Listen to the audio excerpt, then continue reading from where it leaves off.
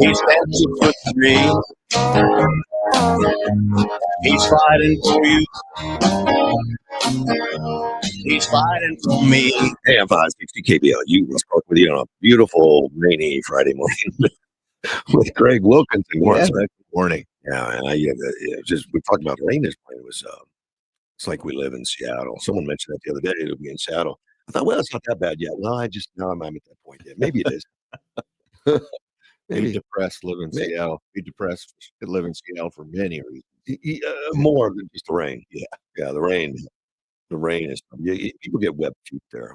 Yeah, but I know people. We all know people from Seattle or whatever that tend to like it. Says, yeah, well, when you go golfing in Seattle, you just wear you have these boots with cleats on them.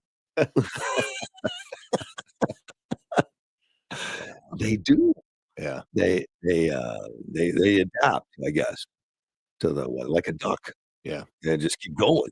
Yeah, we're gonna have rain all day today and tomorrow. Well, you keep your rain suit in your golf bag. We go to Myrtle Beach and keep a rain suit in my Do golf they? bag. Oh yeah, I don't think I'm interested in that. Yeah, I don't think that's exactly why what we live here. That's exactly what I don't want. I like it. I like the dryness. Yeah, it seems to work, and I like the law and order too. Yeah.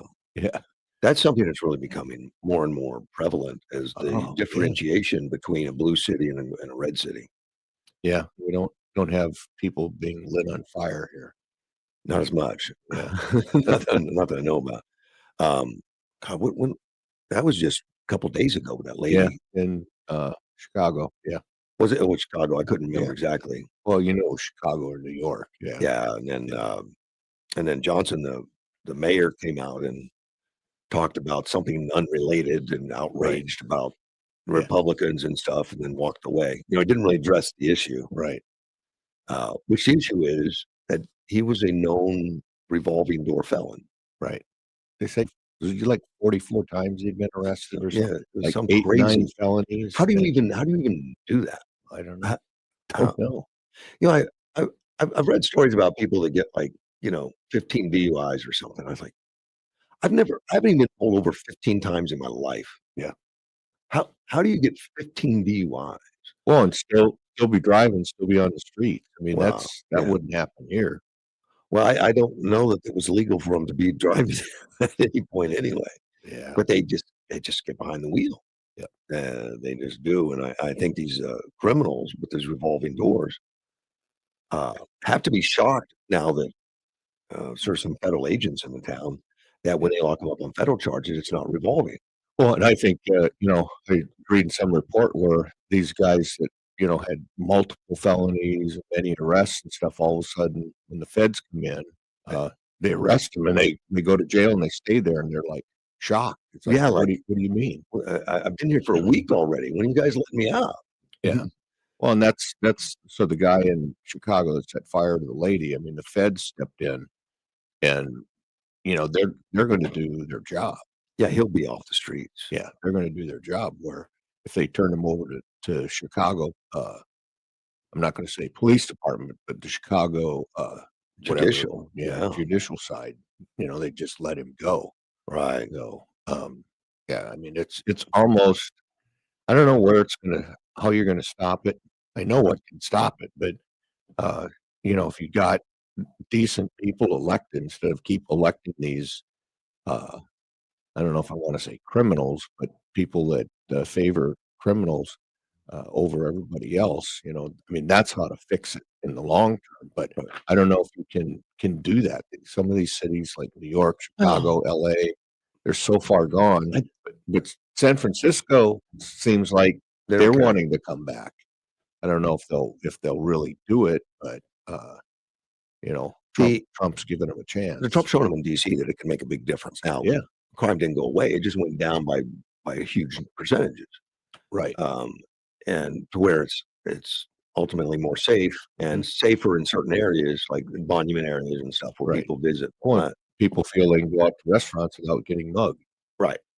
So it can be done. I imagine it can be, but would there be a willingness from the local governments to do it? No, we don't have that. Yeah. Well, DC he can control. He can say it's a federal federal Well, property. in DC, is that Muriel Bowser? Is that right? Yeah, Is that her but she's name? been cooperating with Yeah, it. she has. And I mean, to me, it's going to pay off for her. I mean, Yeah. I would think she would get reelected by a landslide, but Well, you know, who knows? yeah, Because the mentality there was, you know, blacks are oppressed, don't hold them in jail. yeah, That kind of stuff. We're a majority minority, but mhm, in that area. yeah, But the, too many brothers in jail, so can't hold them.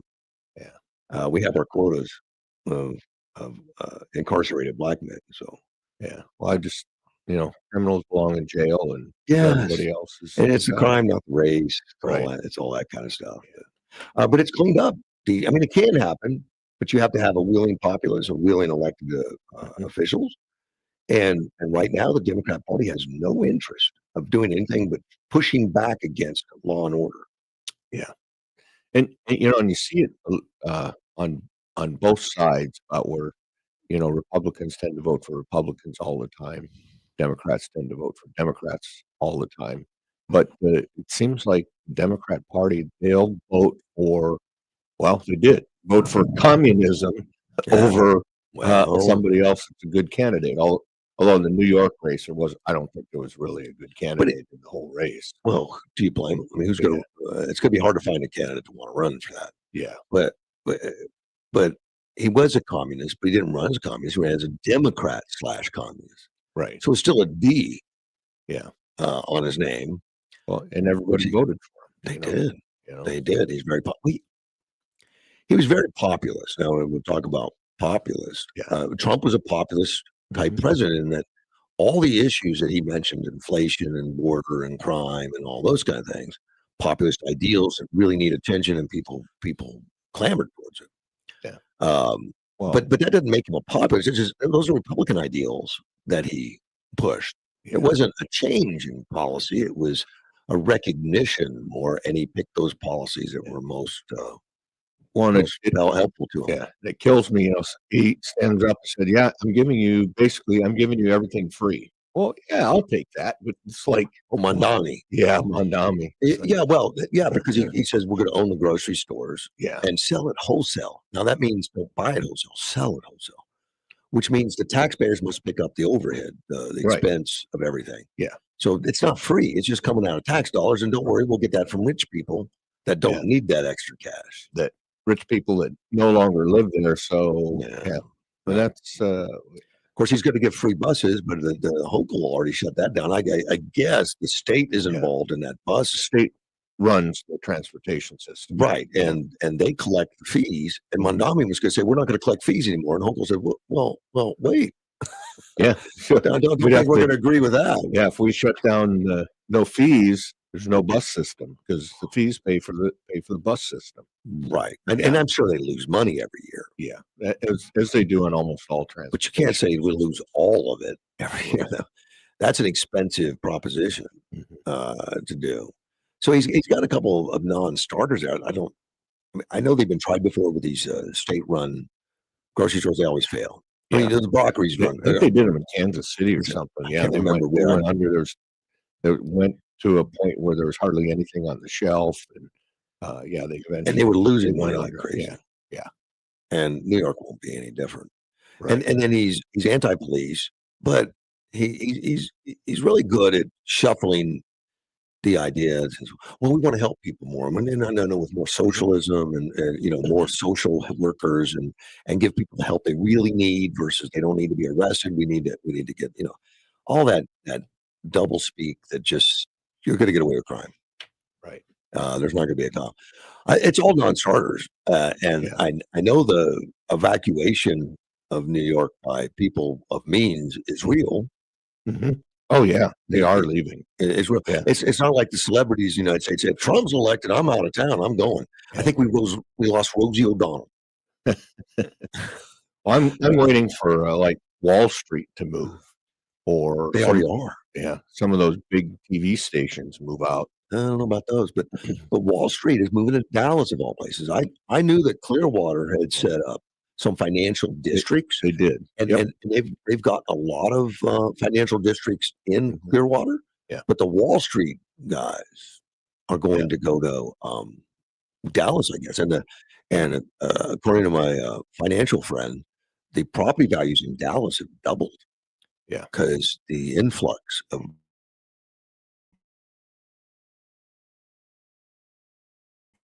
requests and people and all that. Yeah. So it looks, and he hasn't even taken the oath yet. And everything he says, I think, just prompts the people leaving more because the people he's trying to get on the council and the people he's putting on his committees are communists. Yeah. And anti-Semitic, and it's going to be a mess. We'll see, though. Well, so there's a whole bunch of things, several things that are happening right now. I mean, what's going to happen to New York? Who's going to be left there? Are there going to be taxpayers that are left inside the city? The Epstein files being released. Yeah. Where those are going to fall. And I mean, well, we've already seen some prelude to it. The number one search as soon as that plus stuff gets out is Trump, Trump, Trump, Trump, Trump. Yeah. And they brought up every email that had Trump's name in it, but there was nothing. Yeah.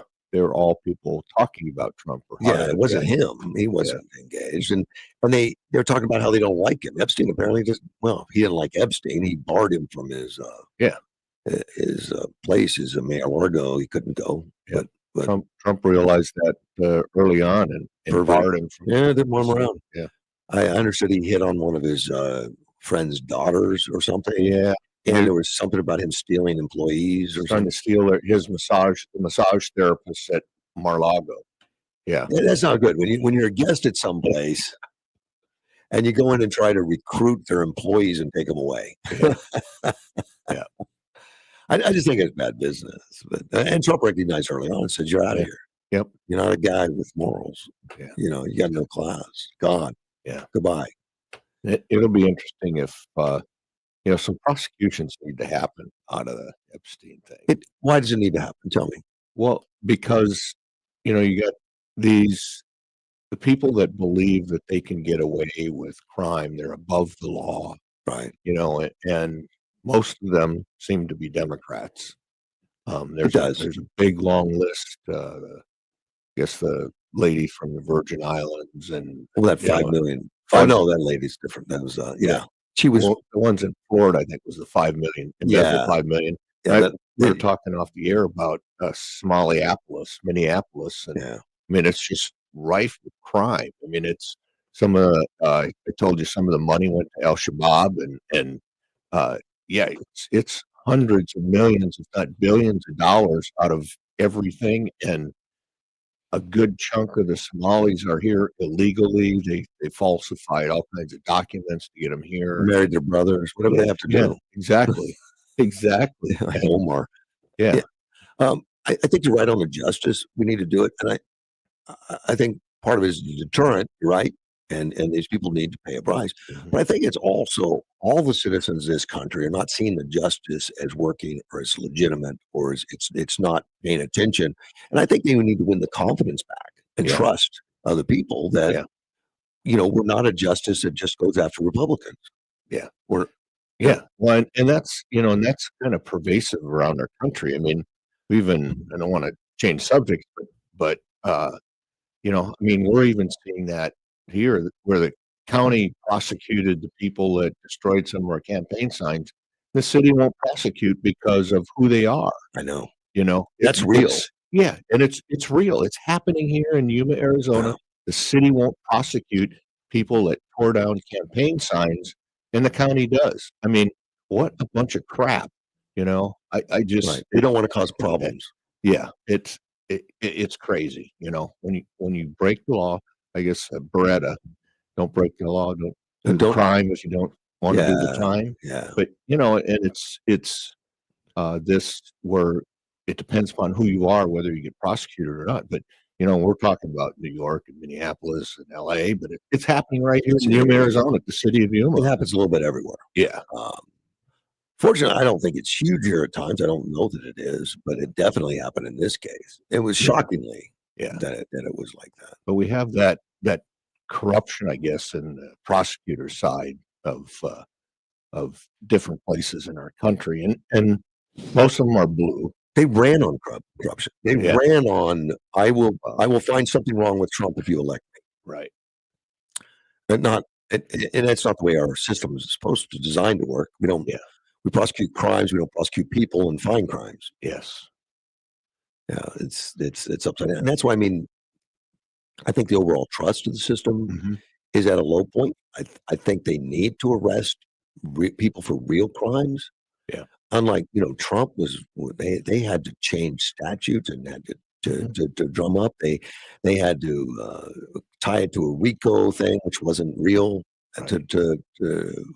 They they they they convicted him on lying about the property values, which I don't think he did. No. I think the judge did, Yes. but there were no crimes committed. I mean, nobody lost money. Everyone agreed to the values. The Mhm. people that loaned the money, Trump that asked for the loans were paid back. The companies want to give him more loans, and they said, "No, you broke the law. You owe us $500 million or Yeah. It something." It was was pretty stupid. most people see it that way. Yeah. I think the people with real Trump derangement system see it, with great fanfare. Yeah. They don't care how he's arrested because he's done so many things in their mind. Yeah. Uh, he may not have done this, but the system, he owes the system, so it's fine. Yeah.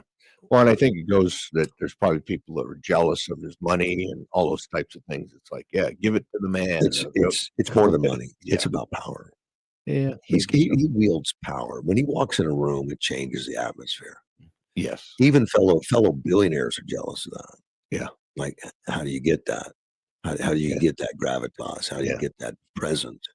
When you walk in the room, people pay attention. Yeah. It's like to the Saudi prince, well, you're giving us 600 million. Why not make it, or 600 billion? Why not make it a trillion? It's like, oh, okay. Go ahead. Okay, now it's a trillion. All right. He's legitimately unique. Yeah. There's not a lot of people like that. I Yeah. can't think of one. I mean, and I watch him. His demeanor is basically he's just being himself. And he's going through all kinds of garbage, but I think day in, day out, I think he's having a good time. He's smiling, he's laughing. He was joking with the crown prince from Saudi, and and I see that from him all over the place. We'll see if he jokes today with Mandani. Now, Mandani's going to be in the White House today. Yes, I know. And that was his request. It was Mandani. Yeah. That wanted to meet. So Trump put out an email on it. I don't have it right here in front of me, I guess. Oh, here it is. Meeting with the communist. Yes. Yeah, it's like this guy wanted to meet him, and he put out there that he's going to meet with the communists. He says, communist mayor of New York City, Zohran Kwame Mandani, has asked for a meeting. We have agreed that this meeting will take place at the Oval Office on Friday, November 21st. And I think that's awesome. It isn't like, well, it's nice to be able to talk to him. The communist is coming. He said he wants to. Yeah. Well, we'll do that. Well, he'll talk to anybody. I mean, Yeah. that's the biggest thing. I think that's good that you talk to everybody. Well, yeah, but I'm kind of curious. Why would Mandani want an audience with Trump? What is it that he's going to accomplish that he thinks he can accomplish? Well, number one, it would be interesting if there's actually, like a press conference like he's done with other leaders of other countries. It's going to start off closed, and then he'll signal if the door opens and all the press comes in. And apparently he does that with all of his meetings. I didn't know that until the day Peter Doocy explained it. That they always shut off closed, but then after a few moments, he'll push the doors open. I guess maybe they set the ground rules. I don't know. Yeah. Who knows? What goes on behind closed doors, we don't know. Yeah. But then he opens it up, and he says most every time he opens it. We'll see. We'll see if he opens the doors and Mandami's still sitting there. Maybe Trump will call up Hillary Clinton. Maybe. I'm real curious. What possible rationale does he have? He wants something. Well, whether that's peacefulness, or he wants money, or he wants he wants money. But yes. But would this be the right time to ask? He hasn't even taken the oath. Well, I think I believe he's not stupid. He's just a communist. Right. So, and there are such a thing as smart communists. He was born in wealth, and he grew up in private schools. Of course. Yeah, he's had all the money. But I think like that, every good communist. yeah, every good commie has money. Yeah. But I think he's probably now the realization that he may be the guy that destroys New York. Yeah, he could be. And I think it's starting to hit that he knows he can't do probably any of the things that he said he was going to do, or very few of them. But he can't change now. Right. And, and I think that's what's interesting. You'd like to be the fly on the wall to listen, because Trump is basically, well, you do this, I don't suspect you're he's not ready. getting any money. I don't think he's ready to come back and grovel. It's not that. He hasn't even taken the oath. He hasn't destroyed big parts of New York yet. Well, they're on their way I because know. people are leaving. Yeah, they are. Yeah, and I think The writing's on the wall. Oh, yes. Yeah. New York is going to be Worse. like out of one of those futuristic movies where they have Escape to New York. Yeah, Where Escape to New York. they walled it off and made it a prison. Maybe Trump needs to do that. Wall off Chicago and wall off New York. Yeah. Just send all the criminals in there. Yeah, let them duke it out. Yeah. That was a futuristic movie that we can't maintain New York. Yeah. Maybe it's going to come to pass. Maybe those guys are prophets. Maybe it's the future. We'll find out today. Yeah. What he's up to, because Trump is not. No, Trump's not going to. He's not going to hold back. He'll tell us. He's transparent. I think there'll be some very pointed discussions where Trump will basically say, "Yeah, you do this, you're not getting any money. We're going to cut you off across the board." And it's just, Trump will say, "I'm not wasting money if you're going to destroy New York." And federal money comes to every state. Yeah. And the states all fight for it. It comes in grants. It comes in, in regulated programs like education and other stuff like that. Yes. And some of that is subjective to I'm sure the executive branch at some point. A lot of it is. And that's why, when Biden was in, a lot of these states that are doing riots and destroying themselves, they got federal money to subsidize and help. Yeah. Trump's not going to do that. No, I think, education is kind of formula driven, but you've even seen that Trump basically says, well, if you're going to discriminate, against people, you're not getting any money. And he can regulate the education side that way. But based on the misuse of the funds, he can hold them back. Yeah. Almost everything else is grant stipulations to it. And that's, But they create grants for specific reasons that only you can fulfill this grant. So looks like it's yours. They do. Yeah. They do. That's the whole trick. And we were at the city of Yuma. We had applied for, I won't talk about the specifics, but we had applied for a grant, and we did it a couple years in a row. In the first year, we didn't get it. The second year, we actually rose to the top. And we're like number one to get the money. And then this was when Obama was in there. And then, of course, the Democrat people they put in there, we can't give it to Yuma, Arizona. That's a red thing. So we didn't get the money. They gave it to somebody else, even though we were number one. So we had talked to one of the, it's not an undersecretary, but somebody higher up in the supervision chain, said, "Yep, you're number one. I recommended that you get funding." And of course, we went to the political person's desk in that office, and he said, "Yeah, we're not giving it to Yuma, Arizona. We're going to give it to somebody else," even though we were top of the list. Yeah, that stuff happens. Yep, all the time. Yeah, it is normal. Politics matters. Yes, it does, and they don't like Trump having that trigger now. Right. It's been very bad. Let's take a phone call. You're on the air. Hey, good morning, Russell. Good morning, OG. Listen, those 6 Democrats committing treason. Oh, That's yeah. what it is, because I'm a veteran and they are too. Yep. And I think they should let Article 3, Section 3, Clause 1 take its course and try them in court. If they're innocent, they're innocent. If they're not, they're guilty of treason, just like the Rosenbergs were. Well, Kelly's 61, so he can be recalled up to age 65. Can he? You just recall him and make a military tribunal. Yes. Yes. Yeah, I believe you're right. Yeah, I believe you're right. Yep. Yeah, but they don't. Yeah, they don't need a military job. They just can do a court thing. It doesn't matter. But they need to be brought up on charges. Mark Kelly, of all people. Yeah. He was a captain in the military. Yep, captain in the Navy. Yeah, full colonel. Yeah. Yeah. So I just want to be out there in front of this thing because I want to tell you, Russ, this is serious business when you're a congressman and you're advocating dissension among the troops that the president is commanding. And I think Trump has handled it. Trump has handled it well, though, OG. I think he's come out on his social and blasted him and says it's seditious behavior punishable by death. Exactly. So it's Pam Bondi's turn now to get in the act and bring these charges. Yeah. Or Pete Hegseth, he can bring charges. You know, the Department of War. Yeah.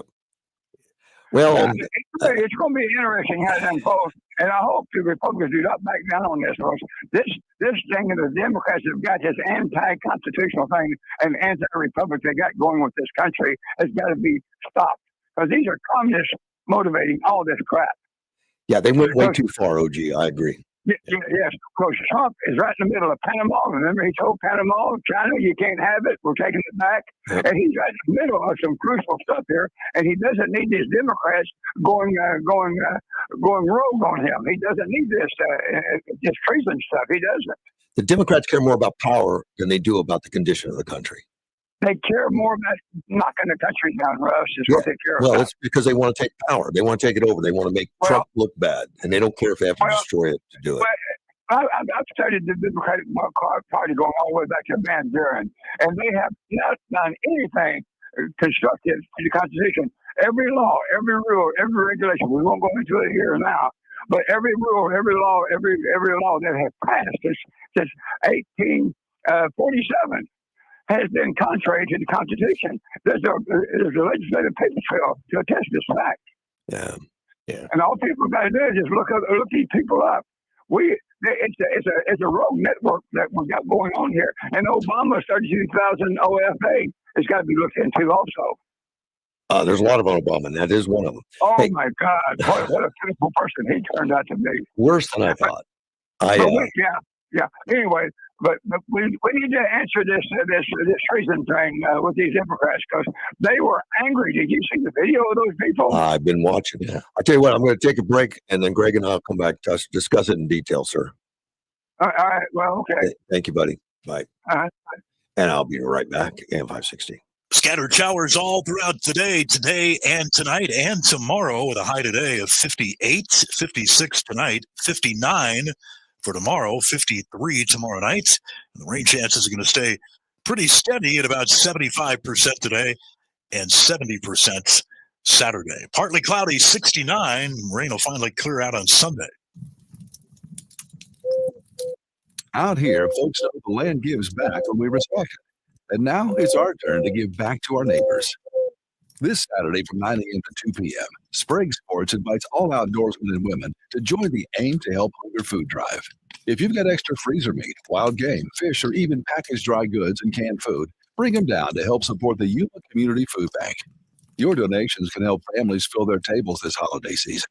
And Sprague's wants to say thank you to everyone who donates. They'll receive a free indoor range pass and be entered for a chance to win one of 4 $100 Sprague's gift cards. It's all happening at Sprague Sports, West 32nd Street, right next to Lowe's. This Saturday from 9 a.m. to 2 p.m., Sprague Sports invites all outdoorsmen and women to join the Aim to Help Hunger food drive. Let's all pitch in, Yuma. When the community calls, we aim to help hunger. Sprague Sports. Outdoor strong, community strong. These statements have not been evaluated by the Food and Drug Administration. This product is not intended to diagnose, treat, cure, or prevent any disease. I spent years living in fear of calcium oxalate crystal stones, always afraid of when the next one would hit. Now I just take Kidney Cop. Battling calcium oxalate stones, it's time to try Kidney Cop, a doctor-recommended kidney supplement that has been shown in laboratory tests to reduce the growth rate of calcium oxalate crystals by 99%. Get Kidney Cop today at Amazon.com, Walmart.com, or KidneyCop.com. Allo Fibers teamed up with DirecTV and launched Allo Mobile. This product combination means internet. You can count on streaming TV you can watch anytime and anywhere, and nationwide coverage on your mobile plan that you can depend on. It's real service, and it comes with real savings because now you can switch, stack, and save and get all 3 of those services at one affordable price. The savings you won't want to miss. Switch, stack, and save at allofiber.com/stack. Why are cornucopias part of the Thanksgiving tradition? More in a moment. Ed Whitehead's Tire Pro has been serving Arizona for over 20 years. Dune season is here, so ask about specialty tires for your toys. We also do alignments, brakes, oil changes, AC work, inspections, preventive maintenance, and more. Get your tires at any of our 4 Ed Whitehead's Tire Pros locations. Ed Whitehead's Tire Pros wishes you all a happy holiday season. From our family to yours, and cheers to a safe and prosperous 2026. Ed Whitehead's Tire Pros. Yeah, we got tires for that. The cornucopia is a symbol of abundance, especially around Thanksgiving. Where did the Horn of Plenty originate? The exact origin of the cornucopia isn't well documented, but horns contributing to nourishment and abundance are found in a few ancient myths. The most well-known is that of the infant god Zeus. Accidentally broke off a horn of Amalthea, the goat that was nourishing him as a foster mother. That broken horn poured forth with unending nourishment to sustain the young god.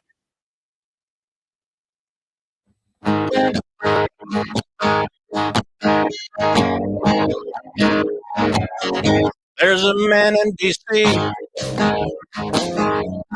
stands. Damn, 560 KBL. You look back to you, Craig. Love Hey, it. Here. morning. And as promised, we're going to talk. Promised OG. Yeah. We're going to talk a little bit about that letter. That was it six retired Five or six. Yeah, three of them I think were military, and then military. CIA, and but everyone held position of importance. They came out with a letter reminding people that they don't have to follow the orders of the president because they're illegal. Right. And who was the guy who's been making Jack something? Has been making the tour on all the talk show radios, explaining why they did it. Yeah. And when he's asked a question, he couldn't really answer him. Like, well, No. why do you feel time to do it? And I said a little bit about OG. I mean, when you're retired, you can be recalled up to age 65 because you're getting retirement pay. So you can be pulled back in. You are literally on call. And now they have a priority and you're towards the bottom of the priority. But until age 65, you're supposed to maintain your uniforms and you can be recalled, For breaking codes. I mean, recalled like in times of war. Well, I understand that, but what if you do something that's against what you're supposed to be doing as a military officer? You still have some requirement. So that's a big question. Okay, and we were talking about you have to be very careful and listen or read exactly what they're saying because and we talked that off air a little bit that. They didn't accuse him directly. It was an indirect, more or less. And they said, it was an inference. if you are given an illegal order, you don't have to follow it. So, and we talked about the 51 people that signed that letter. That was very carefully worded and too. Of course, that was a year or so ago, Right. and that was the 50. Well, that was like 5 years ago. Yeah. That was before the election, Right. And Biden got these intelligence officers, some of them active, some of them retired. Well, I think they were all retired, but they were active in other stuff, Right. To sign that the Hunter laptop had all the earmarks of Russian intelligence, which didn't say it was a fake, that it wasn't real, directly. In fact, one of the intelligence officers blew the whistle on that when he said, we just didn't read the letter. This letter didn't say that we accused him of being Russian. What we said was it had the earmarks of it. Exactly. And that's when it hit me like, whoa. Yeah. So that was never an accusation, but it gave cover to Biden, and he got elected because of that letter. Yeah.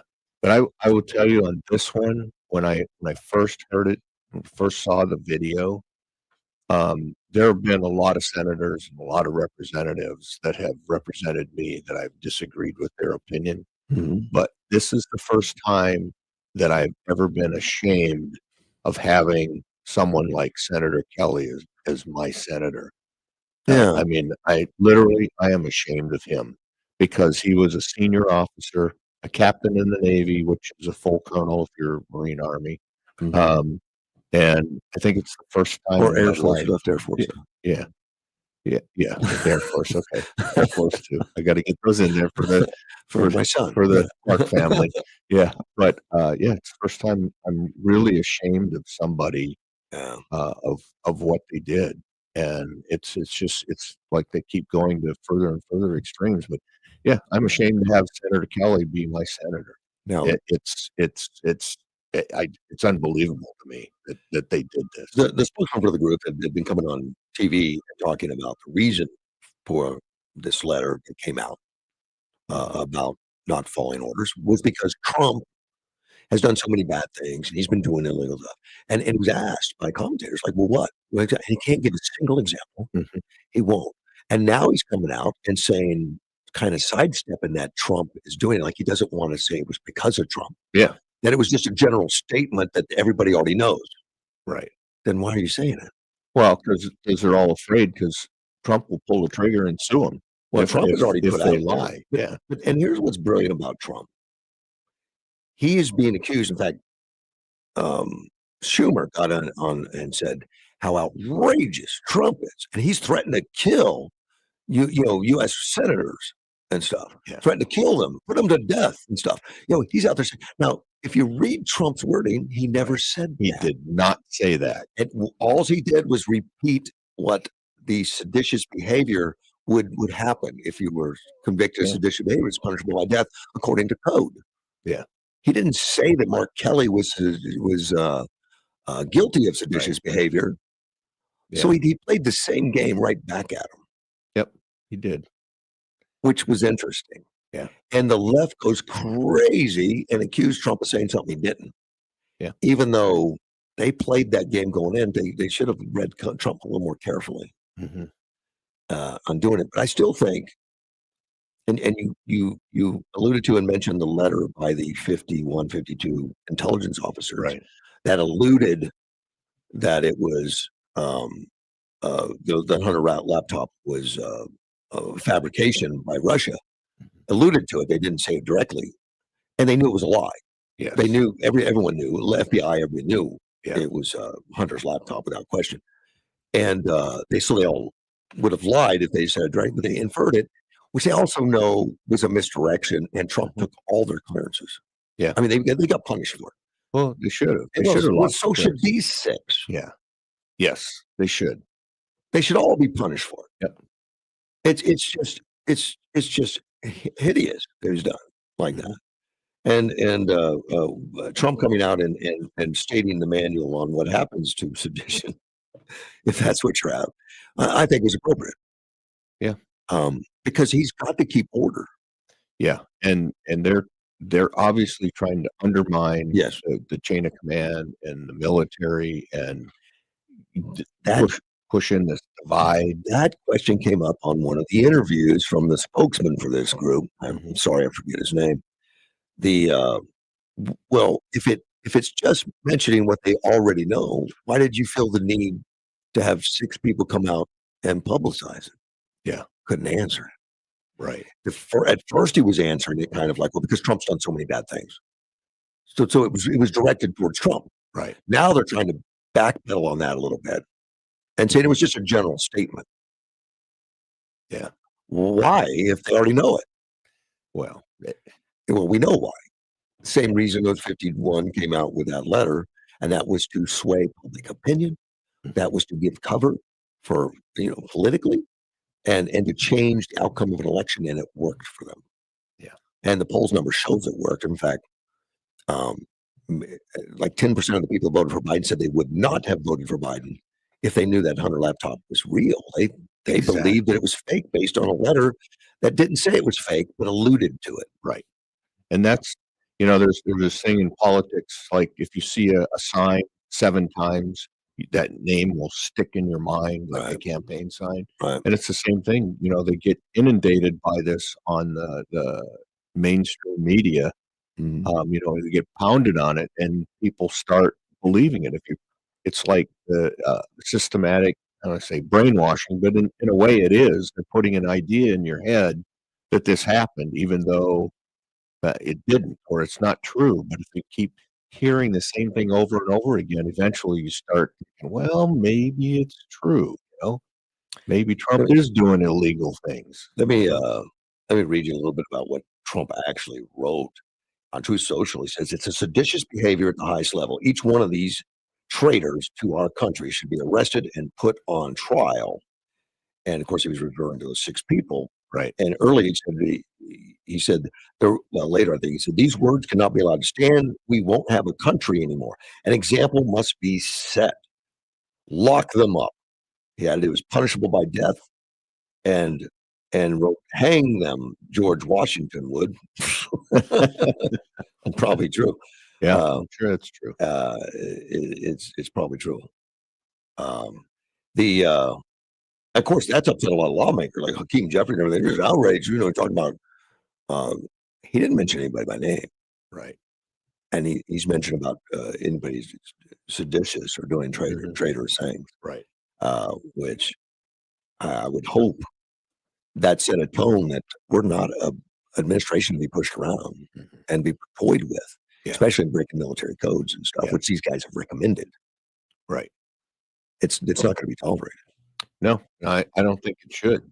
It's of course people go nuts if they recall them back to active duty and tried them, but I think it's be simpler, like you suggested, just revoke their security clearances and Yeah, that really did hurt those intelligence guys. I mean, I didn't know, but I've been told that those security clearances are gold. I mean, with those security clearances, you're very valuable. Yes. They're not that easy to get. It costs several hundred over. It used to be over 200,000. I'm sure it's even more than that to do a top secret security clearance. Right. Yeah. And so it's very valuable to a private company for somebody to have that. Yeah. Right. Well, and that's why they were selected to sign that letter, because they were of the highest value, most honorable. Right. You would think in the most straightforward, or they wouldn't have that security clearance. Yeah. They were liars. They were, and they're no longer trustworthy, and they should not have a security clearance. They shouldn't have access to any of our country's secret information. No. And they gave that up by breaking that code. Yes. Even though they tried to justify, well, we didn't say directly it was indirect. Right. We know what it was intended for, to sway an election, and it worked. Yeah, it did. It did work, because they said it would have swayed the election by 10%, which would have thrown the election towards Trump instead of Biden very easily. Yes. Yeah. Yeah. Do you read also that the Russiagate thing, we know, was started by Hillary, paid for by Hillary, and all that. Right. Had a lot of other people involved. A week before Trump took office, after the election, a week before Trump took office, Obama did something to make it a permanent investigation, as if it were real, and to keep that ball rolling into Trump's presidency, to keep him under investigation. Yeah. Well, and that's they're trying to do everything they can to slow him down and stop him. But they already knew. Obama knew that it was not real. He said, "We'll bury that and keep going after it." And keep him under your thumb. Keep researching. Right. Just tarnish him. Yeah. Well, and I think that was the purpose of Arctic Frost, where they went after all the Republicans. And I mean, I've heard, I don't know, but obviously the 8 senators and the representative, but I've heard that they actually targeted hundreds of people in that to try to gather information on them. The Democrats play a different game of politics. They do. They do. I don't like it. No. It's deceit. Yes. And they claim that the Republicans are crooks and criminals and deceitful. I mean, how many Democrats talk on the television that don't say Trump is a criminal and can't say what criminal act he committed? Right. Yeah. Well, and it's the old thing that, if a Democrat starts talking about something, you can almost guarantee that they have done that or they are guilty of that. It certainly has that appearance. It does. I mean, it's like everything I hear coming out of the Democrat's mouth. It's like, well, you're saying that to deflect because you just did that. Yeah.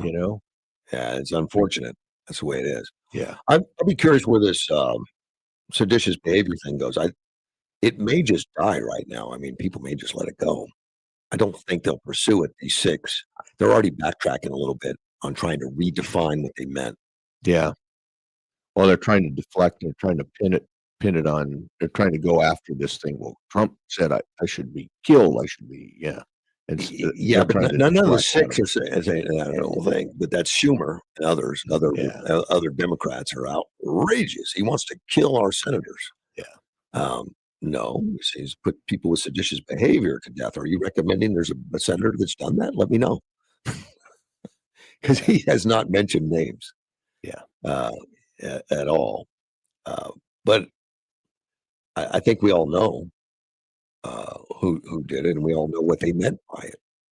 Yeah. Even though they tried to put it, craft that letter very legalistically, knowing it would sway the public, but not the legal system. Yep. We'll see where that ends up. But I think I think Trump will win that, but it's not a nonsense. It's not a game that we need right now. There's two other serious issues to do, Right. and it needs to just be put to bed. It just needs to go away. Yeah. Let's take a phone call. You're on the air. Yeah. Morning. I know I got to be quick. Go Well, I ahead. guess not too bad. You're good. This whole, I don't know. Sometimes I think President Trump, in some ways, is his own worst enemy.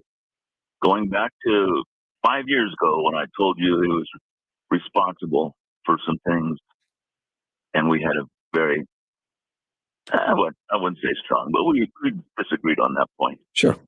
Here he is. What in the name of a just and holy God, I think is how, what's his name put it, Yeah. is the point of saying that America does not have talent. We do not have workers capable of manufacturing computer chips, even with Intel's big plants in Phoenix or outside of Phoenix. What do you gain from that? Slamming American workers and intelligence and capabilities of being trained, Mm-hmm. and then he goes on to say, "Oh, and they're just going to want to go home once they've been here and they've trained our people how to do it, and they'll all just want to go home." I think anyone growing up in a country would want to be in that country. Oh, okay. You're talking about the computer chips now, Right. okay, which is fine, and I think that I've actually sat down and done a lot of research on the computer chips, and some of it's amazing to me that it's highly technical, highly skilled, and you need thousands of workers, thousands. These foundries take 10, 15 years to build, and they have to monitor air quality. They put foundations in the ground that's bigger than the buildings because there can't be even the slightest movement of any kind, and it's very sensitive, and the skill level to put into that is huge. And if we're going to build the best chips, and the chips went from what 10 micrometer, what are they, Microns. microns, 10 Yeah. to 1.8, and we're nowhere near that 1.8. We're nowhere near that right now. We don't have that ability, and it's going to take a tremendous amount of specific training and to get down to that level of production to where we can do those new chips.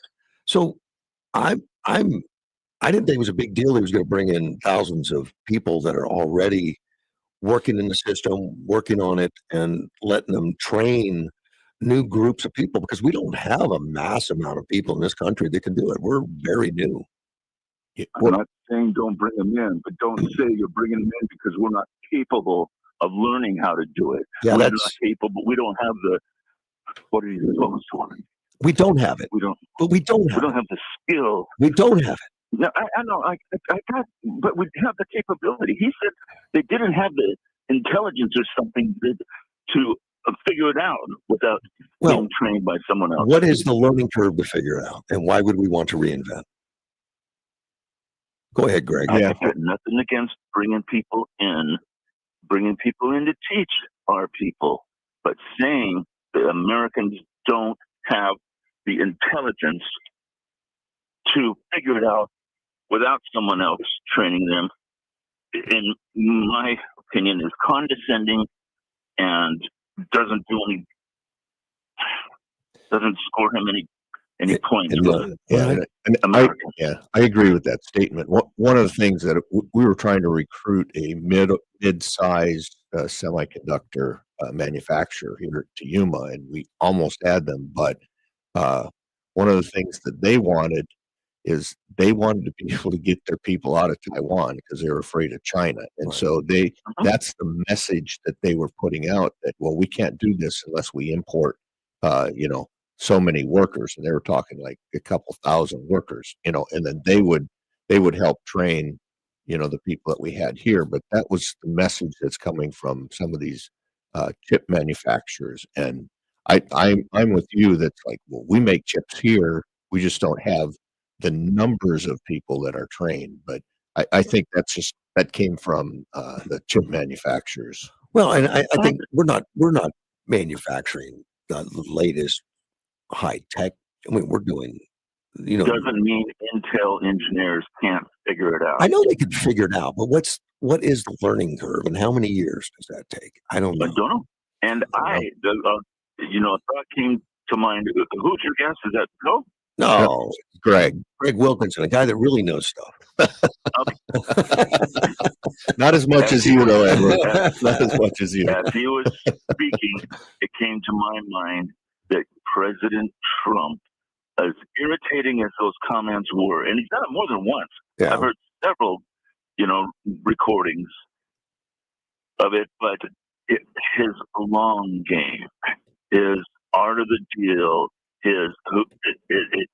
he may be saying that because he's trying to negotiate, something that is just not in front of my view, and I'm not, party to. But man, it sure came across as insulting.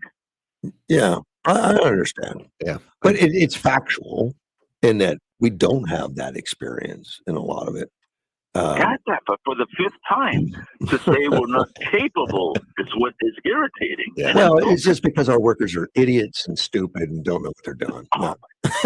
There you go. All right, buddy. I'll Thank let you, man. go. Yeah. Have a good one. Bye. Those foundries that they build, they've done Texas, Phoenix, and so on. Right. $40 to $50 billion. Yeah. Billion. And a lot of it you don't see. It's in the ground. It's in the air purification. They got to worry about. Well, you take clean room. It's got to be absolutely clean because the chips are so small that you can't. You got to have a microscope sometimes to see them. A ridiculous level that you wouldn't even think exist. Right. They had a hard time in Phoenix because of the sand and stuff. The amount of air purification, right, is amazing. And they had to drill into the ground so much. I mean, it's like a high rise underground. Yeah, the pylons and stuff. Yeah, stabilize because you can't have even the slightest little bit of rumble. Yeah, F-35 flies over, everything dies. Yeah. Yep. Hey, we got to take a break, and then we're going to top the hour. It is 7:00 already, and Greg's not leaving for golf, so he may stick around. It's raining, so we'll be here. We'll be right back. The air is crisp. The sky is clear. It's the best riding weather of the year. Before the holidays and family commitments take over, make sure you carve out some time for yourself and the open road. Bobby's Territorial Harley-Davidson has the latest motorcycles ready to roll. The accessories and gear you need to maximize your ride time, plus clothing, collectibles, and housewares that will make any Harley enthusiast's heart rev. Whether you're ready to upgrade or just need the latest performance gear to keep you in comfort, they have everything you need. Don't let the season pass you by. Visit Bobby's Territorial Harley-Davidson today on East Keel Ridge Road in Yuma. There's no championship league for small business owners, but if there was, you'd be at the top of the standings.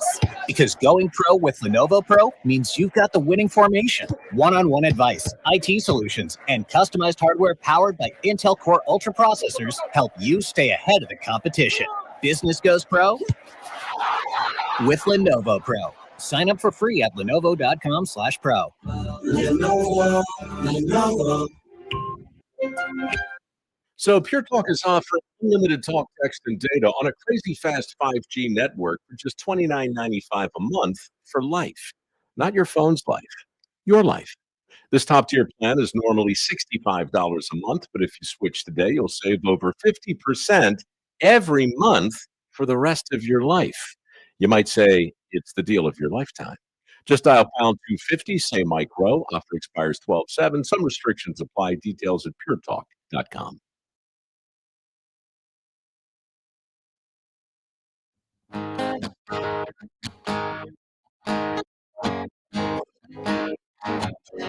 There's a man in D.C. He stands 6'3". He's fighting for you. He's fighting for me. He'll drink that old song, just like he said. He'll make America.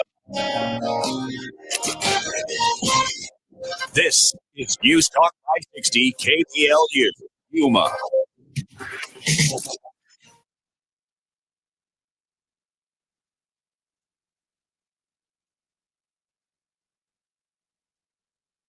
Weeks of quiet talks with U.S. negotiators Kyiv and Moscow.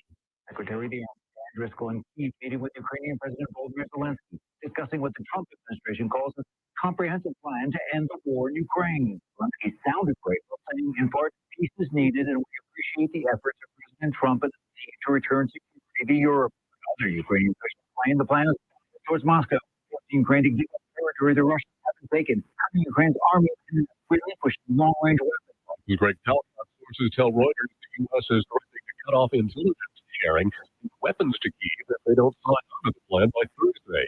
Ukraine's President Zelensky says they are working to ensure Ukraine's national interests are taken into account in the plan. After weeks of rhetoric with another, President Trump meets New York City's mayor-elect at the White House.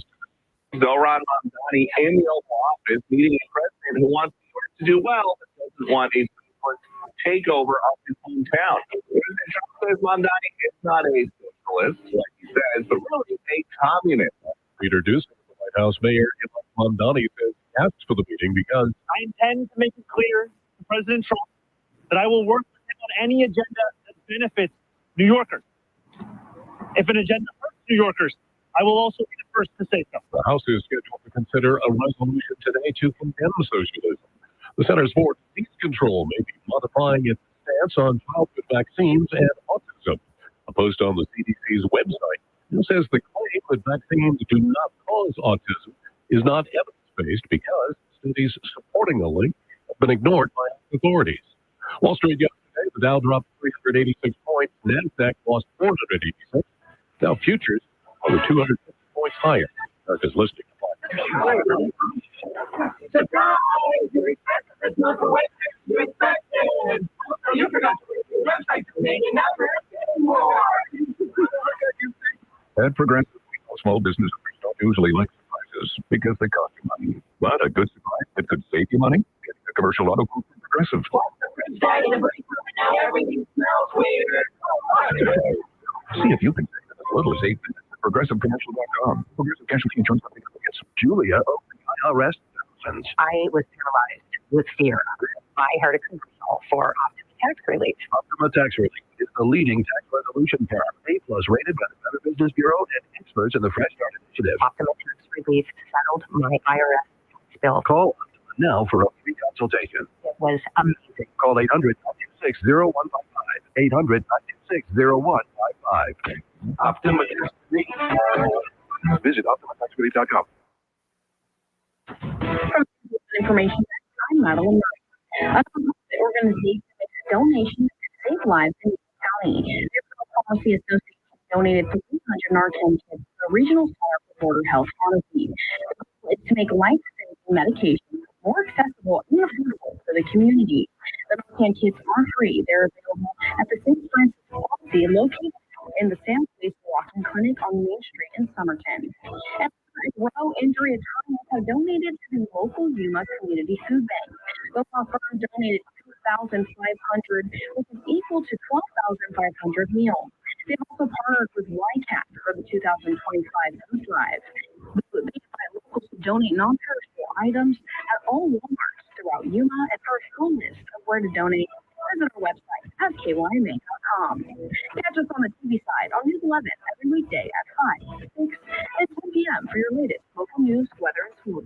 For 80 years, Avenue Financial has served this corner of Arizona that we call home, helping local individuals and families breathe a little easier and live a little freer. With checking accounts that keep up with your busy life, savings tools to help build your future, and flexible lending that makes more possible. All from a credit union that started right here in this community. We are Avenue Financial, 100% human, 100% your local credit union for 83 years.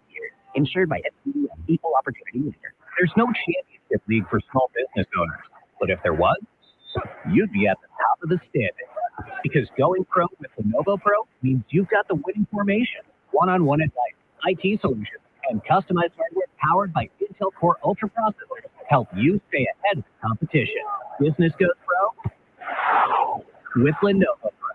Sign up for free at lenovo.com/pro.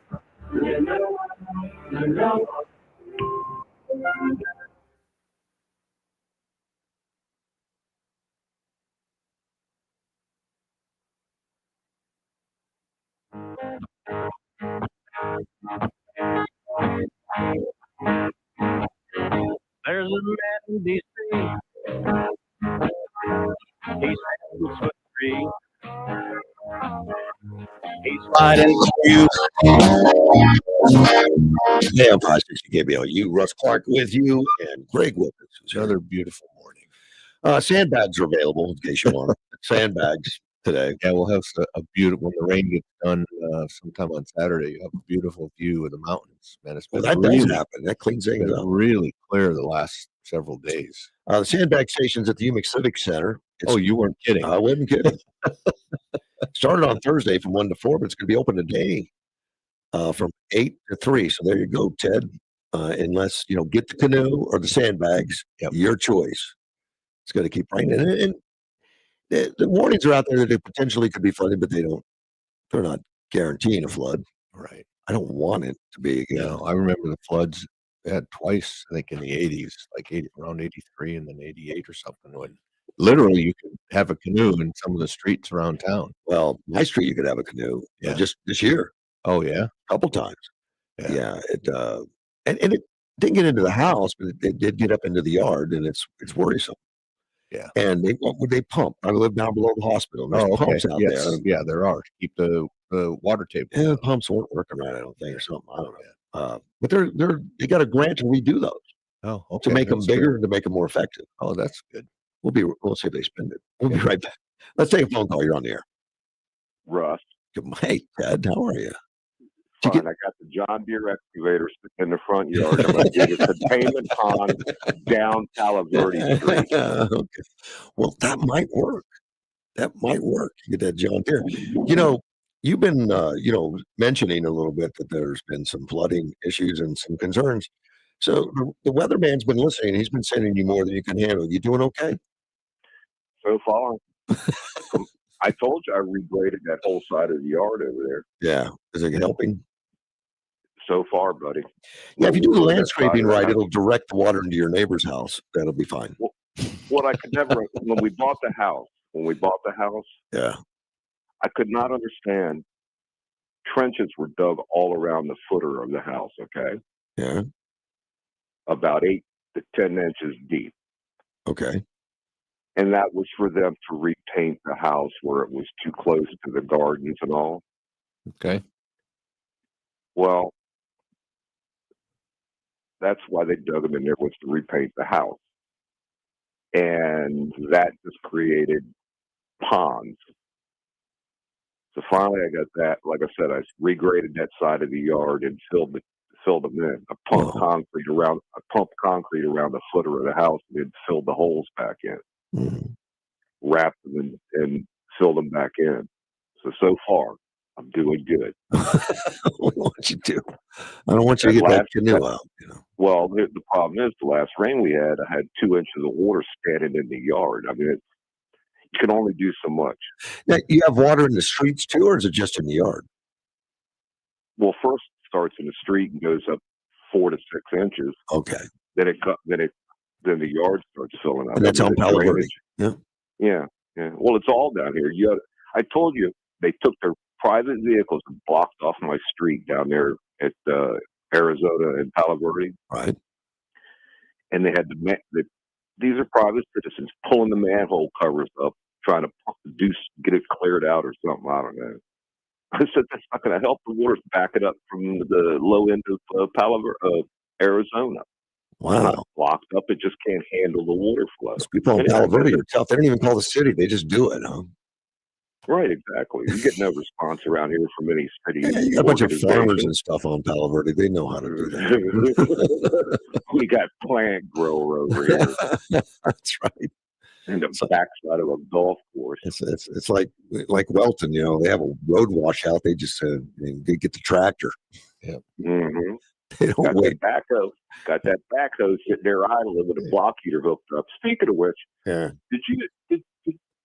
Did you have a heater on your bike or something? No, I'm good. And I know you called Chris and tried to harass me. Just I'm just taking a jacket, man. That's all. It's getting cooler in the evenings. It is. It's getting a lot cooler. Yeah. Yeah, I left the gym there with shorts and a t-shirt. I was a little frigid when I got home. Yeah. So jackets are now in favor. No heater on that electric bike. No heater. Oh God, we were dying, buddy. There was a conversation made in heaven. Yeah. Well, anytime you can take a dig at me, Chris is going to enjoy your company. Right. See you, Ted. All right. Bye-bye. Yeah. See, he calls my business partner to make fun of me. Yep. That's all right. He can take it. Yeah. We can. Chris can dish it out too. Yeah. But he takes joy in it. Yes. Do you know they're finding immigrants now for being in the country illegally? I heard 1,000 a day or something like that. Not quite. It's only $9.98. Okay. All right. I was off. I mean, a round up $2 is fair, but I just wanted to point it out. Yeah. It's a $9, and I don't know where they come with $9.98. Why not 1,000? But there's probably some legality. They can't break $1,000, so they maybe. Yeah. Well, a lawsuit. There's some pushback on this. There's got to be a test trial. It's like, is this reasonable and fair to fine people in the country illegally $998 for the trouble it takes to find them, deport them, to do all the other stuff? Sounds like a good idea to me. Sounds like a good idea. They overstay their visas and all that, especially if they do have money, they should have to pay. It's about following the rules. Yes, exactly. Yep. And even the Pope Leo was noted for saying something about the poor treatment that illegals get in the country and all that, and we shouldn't do that. Mm-hmm. And that was mistaken as being an open border Pope. And he corrected that yesterday or day before. Oh, okay. He's not about open borders. He's about, countries have a right and need to protect borders and all that. But he still thinks that people need to be treated humanely. I do too. Yep. So do I. I think the ICE people do too. Yeah. Well, I think they are as long as they don't fight back. Yeah, I believe they're. Well, that's treating the ICE people inhumanely. Right. And I think there's retribution. You might get handcuffs and tear gassed. You never know. Yeah. Well, and I support that too. I do. If somebody pushes you, you should get, at a minimum, bear spray, pepper spray in the face or something like that. Well, if you push, you got to. And I think that attacking of ICE officers is prompted by these Democrats that are pretty much openly putting bounties on ICE officers. It is. And it's working because the attacks on ICE officers up like 1,000%. Yeah. Congratulations, Democrats. Yeah. Calling them jackbooted thugs and kidnapping people and all that stuff. It's just outrageous. It is. But these penalties have been $998 a day, and it's levied against more than 21,500 immigrants, whose lawyers say they were attempting to comply with federal immigration laws. Well, it's pretty easy to comply when you have a deportation order. Right. That's or easy. you have a visa, you can stay. You don't need a lawyer to figure that out. Yeah. No. The fines were implemented to encourage immigrants to leave the country. True. In fact, yep. Administration even says that. Yep. Lawyers also say the clients were slapped with ridiculous, ruinous civil rights. Onerous. Onerous? Does that say onerous? It says ruinous. R-U-I-N, ruinous. Onerous? So I think, do you pronounce it onerous? I don't know. Is it French or something? He said they're grossly disproportionate to the gravity of any immigration violations, arguing that the fines are unconstitutional. I guess that's a good argument. I don't know if it means anything. Well, to me, it's basically a way to pay restitution for having to spend all this money to go after these people that break the law. You say $998 is too much. I don't know where they came up with that. But You remember when Trump was fined like $500 million? That was okay. That was unconstitutional, Yeah, and yeah. that got Right. eventually thrown out. But eventually, Yes. but that was reduced. It was like, Yeah. that was just ridiculous amounts of money that didn't mean anything other than we don't like him. Yeah. Lawsuit was filed in Massachusetts on behalf of 2 immigrant women. They're seeking a class action status to represent people facing fines that lawyers have totaled at more than $6 billion. So just 2 women could come forward and say, you must pay everybody $6 billion. I guess they can do that because they did. I don't know if that works. The supervising attorney said the people we serve are doing exactly what the law requires, pursuing legal relief through immigration courts and immigration agencies. That's not completely true. The law requires if you have a deportation order, you leave the country. Yeah, exactly. Now, he's saying there's other things available like immigration courts, immigration. Yeah, that's all true. They have them. Mhm. But once you get deportation order, That's it. it's kind of Done. gone. Yeah, you're done. But I know the left is talking due process, kind of like a due process of a convicted killer that's on the death row, which takes 20, 30 years, to get through legal. But illegals do not have due process. Not like that. No. No, They've got protections. Right, but they're not afforded due process. No. Nope. In return, the government is threatening to seize their wages, cars, and even their homes. Well, they owe thousands of dollars. One of these illegal aliens received a bill earlier this year for about $1.8 million. Appeared to be reached through a daily fine of $998 for the past 5 years. There you go. Department of Homeland Security said that the law was just another attempt to nullify federal immigration law through activist litigation. That the lawsuit, the plaintiffs in the case are here illegally and are suing so they can remain in the country illegally without any consequences or penalty, contrary to decades-old federal law. And that's from Tricia McLaughlin. She's a spokeswoman for the Department of Homeland Security. DHS announced in February that illegal immigrants could face significant financial penalties if they choose not to self-deport. And that's the hook, self-deport. Christy, no, we have sent a clear message for those in our country illegally. Leave now. The Trump, that's a pretty quick. We'll give you a plane ticket and $1,000 and they leave now. But if you stay, then you pay us. The Trump administration will enforce our immigration laws. We will not pick and choose which laws we will enforce. And I think that's exactly what Trump has done, is enforce laws. And that has been anti-Democrat party to enforce immigration laws. Right. Well, it's obvious. Or border security laws. Obvious for the last 4 years, the Democrats chose not to enforce our immigration laws. In fact, told Border Patrol, you are not allowed to follow the law. You must do this instead of following the law. Well, in essence, because it's selective prosecution and stuff, we won't prosecute this, won't prosecute that, won't prosecute that. And pretty much not following the laws. Right. And there were things that if you come across illegally, you're required to be detained by the law. And Biden told, through his minions, told the Border Patrol, no, you need to release them, which is against the law. Release them and to stop so it doesn't look like there's a big buildup and that the border is open when everybody. And that didn't work well enough, so we started sending airplanes to countries to pick up illegals and drop them off in other places than the border. Yeah. Oh, the whole thing was a racket. 30,000 a month or something like that. Some crazy amount of money that was spent to force illegals in so that we could bankrupt cities. Yeah, then that's exactly what was going on too.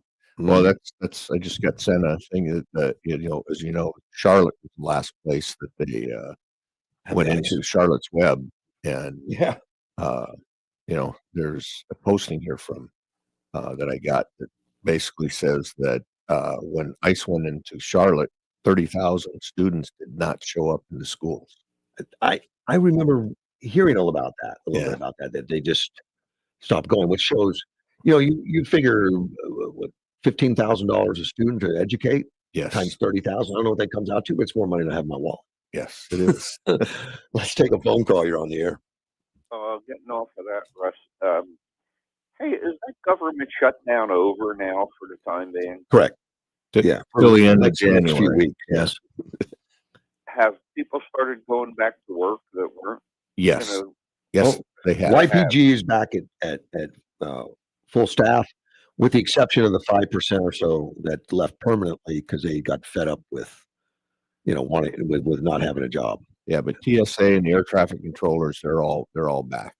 when did YPG all go back?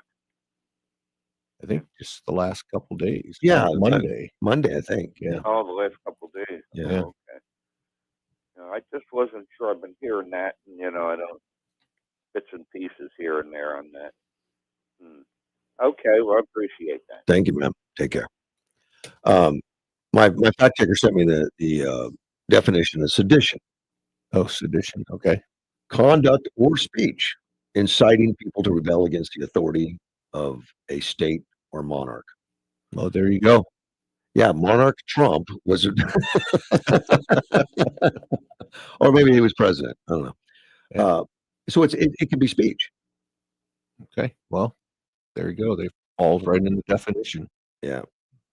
One more reason to be embarrassed with Senator Kelly. Thomas Paine, he also sent me a quote from Thomas Paine.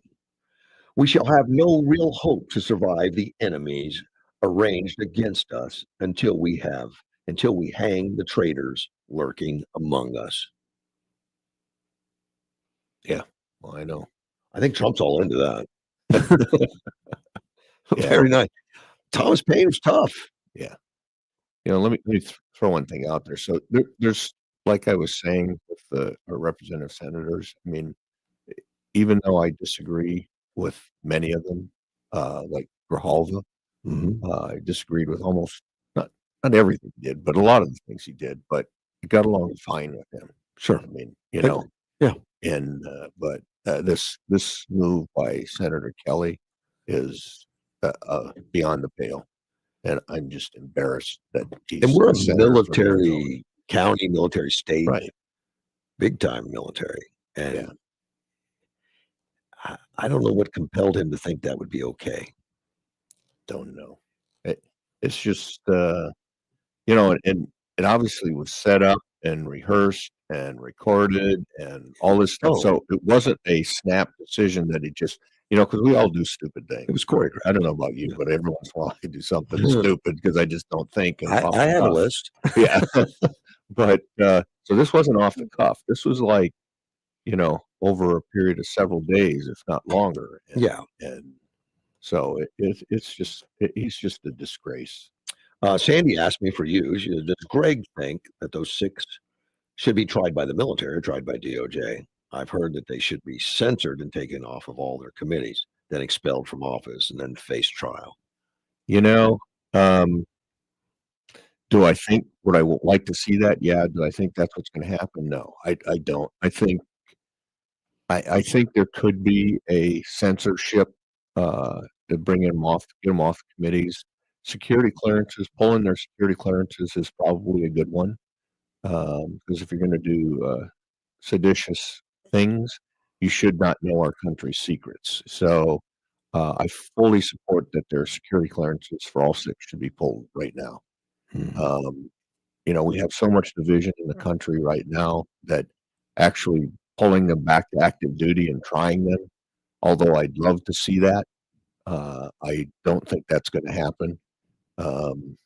And so, yeah, I think pulling their security clearances, booting them off of the committees, especially, intelligence. I don't know what committees they're on, but intelligence, defense, appropriations, they should not be allowed on those committees. And so if that's the case, they need to be thrown off those committees.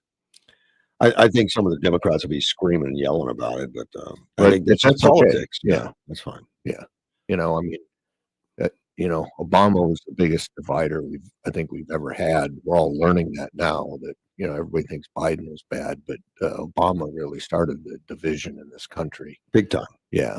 But anyway, so yeah, I think they should have the security clearances pulled off of all the committees, but especially those 3: intelligence, defense, and appropriations.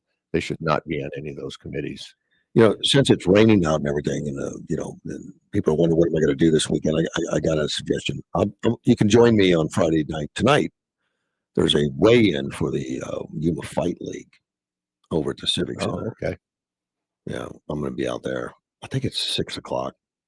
I'll verify that. But the weigh-ins are always fun, and that's free to everybody. Come out, see the fighters and the weigh-in and all that, and we'll talk about them a little bit. They'll give me a microphone. I'll talk about them a little bit. Of course. Give you a mic and yeah, we'll do that. And then on Fridays the fights. It starts at 4. Okay. Now that thing will go on to 10. It's really sectionalized in that. It's all sanctioned fights now. These are so Friday next week. I mean Saturday. I'm sorry, Saturday. Tomorrow. Okay. All right. Tomorrow, Saturday. I'm sorry. And at 4:00 Saturday, there's going to be some locals, I think, fighting and stuff and all that. But a lot of people from outside our community will be coming in also. That these are sanctioned fights that go towards people records, so they can progress up to the up through the ranks on the mixed martial arts, which is one of the more popular in the country. Now, to get a seat in Vegas to see a mixed martial arts sanctioned fight, thousands of dollars. Yeah, I know. Yeah, it's like $50 here. Of course, you've got me talking, not the guys with the fancy jackets. $1 million salary. No, I don't have the $1 million salary. No, I'm a volunteer mostly. Because I like doing it, and we got some great people doing it. But there's people there now that come in out of Phoenix because it being sanctioned. There's going to be judges watching the judges watching the refs, right? And they come in, and I got there early to watch what they inspect. They kind of like must have had some kind of criteria that we must find something wrong. Oh, really? One of those? Well. They walk through the ring itself, checking every turnbuckle, every tie, everything, every pad. Well, that's okay because that's safety. It's all safety. It's all safety. Yeah, that's good. But to a degree, I've never witnessed before, and it was kind of amazing, kind of good, kind of fun. We had one guy do it, then another guy, then a different guy, and different eyes. Lots of people, just saying, tighten this up a little bit, move that down an inch, little stuff, but setting a message that we're expecting a better level of perfection than you're used to. Yeah, well, that's good to raise standards. It does. Yeah, especially in the area of safety. Yeah, and I had to go and get sanctioned myself because I have a microphone. Do you have to have insurance in case you say something wrong? I don't think so. That would never. I know that would never happen with you. I don't know, but I asked him some questions because I knew I would be outside the boundaries if it was a sanctioned fight, probably from what I've done in the past. Yeah. And apparently it would have been improper. Because I'd go over to the judges' table after a round, right, and say who's ahead. See, normally you can't do that. Okay. And then I'd kind of heckle a fighter. Yeah, I don't think that's allowed. Yeah, well, they mentioned that it probably would not be. I might lose my sanction. Which is why I asked the questions. Yeah. Is what are my parameters here? Yeah. Where am I going to be getting myself into trouble? And that. Yeah. But still, and I'm there's two of us that will be sitting down and calling the fights during the fight. Like, wow, did you see that punch to the face? So, are you the color commentator, or yes. are you the okay? I'm not the tech. Yeah. Although I've learned a lot. Yeah. But Willie is more of a professional in the wrestling end of things and done that, and he's just energetic and powerful, and I'm more the color on that. And I do a lot of inside the ring introduction. I get to go stand in the ring and say red corner, blue corner, and all that stuff. Are you ready to rumble? Absolutely, without question. Without question, we get into that. Recently, I haven't been doing the main fights. I got some guy out of California doing it, which I preferred me. They probably paid him. Oh, yeah. What's that all about? Yeah, it's all that green stuff. You know, I there. want these guys are local. These guys are local champions and local boxers and local trainers. You know, Yuma Top Team Gym and the Grit. Yeah. That are well known and they love the sport. They like helping. They like training. Mhm. They like pushing it. I like helping them. You know, Well, it's a local business, and I want to get behind. Yuma area's had several champions come out of here. So, Many, yeah. and many current ones. Yes. We had an amazing amount. You know, like, there's nothing much to do in Yuma but fight, right? That's not true. It's a great sport. Yeah. And there's been a lot of boxing gyms and MMA gyms and different gyms that have flourished. Yeah. Well, I see a couple of guys at Fourth Ave work out, and I watch Yeah, them they do. on the bag and stuff. It's like, that's a pretty impressive kick. Yeah. You can tell without looking. In fact, if you just listen to how it smacks the bag, it makes you want to turn around and say, "What happened? Yeah. What truck hit that bag?" Yeah. I was watching one last night. As a matter of fact, we went to work out. Yeah. Yeah. And he was doing some. I'm not up on it, but some roundhouse kick to the bag, and it was smacking it. And he was going both legs, not just one leg, but both legs. He was doing that. He looked to be pretty impressive. Yeah, it'll hurt you. Yes. I've been training in mixed martial arts for the last year or 2. Mhm. I've never been in any kind of contest whatsoever. I don't even spar. I've just hit. I thought you were going to do that. I was all set up to do that with Dave Ibarra, who is a boxer. Right. Yes. Remember that. And the gym he was going to, and we were going to do a sparring. As a sparring, just a fun thing. Closed down. Okay. So we didn't have the venue, so we didn't do that. But I was looking forward to it just for the experience. But so far, I'm still hitting the bag and kicking the bag, but I've never kicked a person. Yeah, I did some boxing when I was in elementary school. You didn't do it in the Marines? Well, you mean pugil sticks and that kind of stuff? Yeah, you have to do some of that. Yeah, and it's big time now. I mean, they are really doing that big time now. It'll force you to stay a little bit more in shape. Yes, and it's not how many punches you can give; it's how many can you take. You know, those because you're going to get hit if you're in a fight. You're going to get hit. Yeah, you are. It can't surprise you, and you want to do a lot of setups. You got to have a strong core and be ready for it. Yeah. My boxing instructor would have me, lay on a bench like a bench press bench, and drop medicine balls on my stomach. Yeah. And if you're not ready and prepared, you're not going to do it more than once, because you're going to be gasping for like a guppy. Yes. But you can strengthen that core to where it just bounces off. Yeah. And there's a lot of these guys that work out, a lot of these MMA fighters and stuff.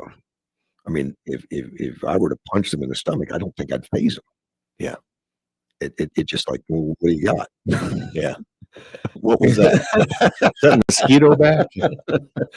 Yeah, it's amazing the condition that these guys are in. If you see them at the 4th Avenue gym, yeah, they're in the bags, but they're doing the work to make sure that when they're the bag, that they're going to stand up to it. Yeah. And now it's on ringside. I'm always looking for who's running out of gas and who got surprised and that kind of stuff. And you could tell somebody wasn't prepared or was surprised about it, or sometimes there's a fighter that will focus on like kicking a leg until that guy just can't move his leg. Yeah. Or a rib breaks. Oh, I haven't seen that, but I've seen guys go unconscious a lot. That's not uncommon. Yeah. Usually it's with somebody. It's a normal judo move to choke someone out. You wouldn't think so. You would think, oh my God, so deadly. Yeah. And police used to use it all the time until some police officers didn't understand when to let go. And I guess it caused, permanent damage or killed somebody. Right. But in judo, that's a normal. There's the winner. The other guy's unconscious, and they revive right away. There's no damage done long term if it's done professionally under supervision and everything. But I've been choked out a few times. People do it just for pleasure. Yeah. I mean, so Not receiving. when was the last time Helen did that? Yeah, well, I promised her I wouldn't tell. We'll be right back. AM 560. Allo Fiber's got the real deal. Check this out right now. Switch, stack, and save, combining Allo Internet, DirecTV, and mobile, and lock in your price for 2 years. 2 years of premium service with no surprises. Check it out at allofiber.com/stack. To be a part of Russ's show, call 928-344-5258.